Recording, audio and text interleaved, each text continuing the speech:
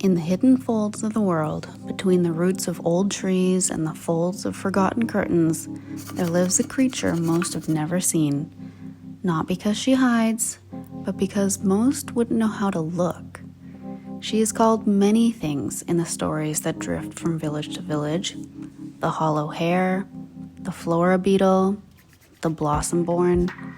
But names are strange things, and she's worn too many to keep track. What she is, however, is constant. A beetle-shaped whisper of something old, something blooming, and something not entirely safe.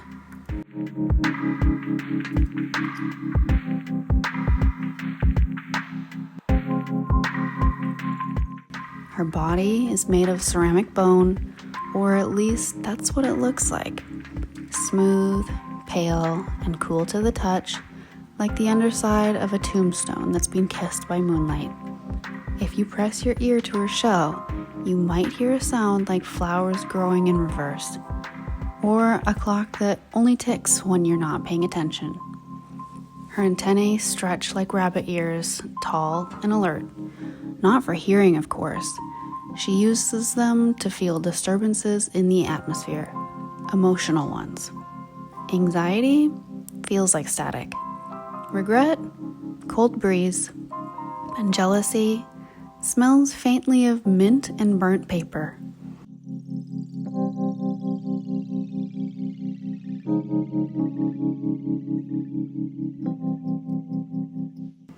The ears twitch when someone tells a lie, even a small one. She's terrible at dinner parties. And the flowers.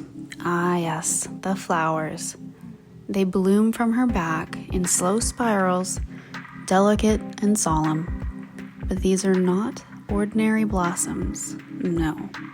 These flowers grow from memory, and she collects memories the way beetles collect dew, silently and without asking.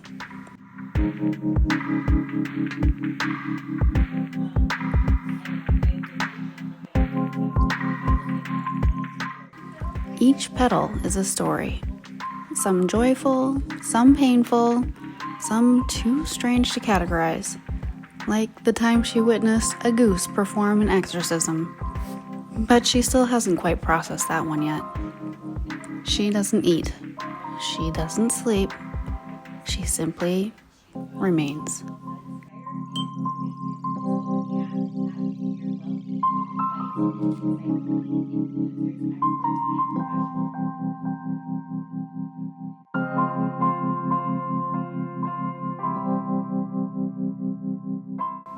Legends say she only appears in places where time has grown soft around the edges.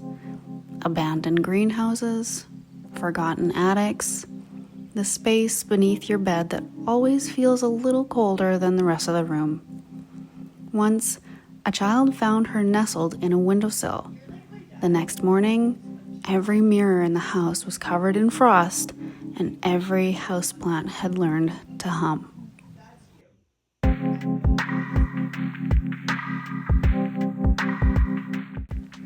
Of course, not everyone notices her when she's near. Adults, especially, are terrible at spotting enchantment unless it comes with a user manual and a charging port. But animals notice. Dogs stare, cats bow, moths follow her like pilgrims. She has no voice, but if she did, it would probably sound like wind through feathers. Or maybe like the part of the song you remember in your sleep, but never when you're awake.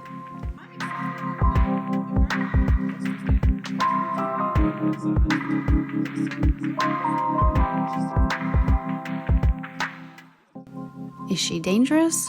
Not quite. Is she safe? Also not quite. Mostly, she is curious.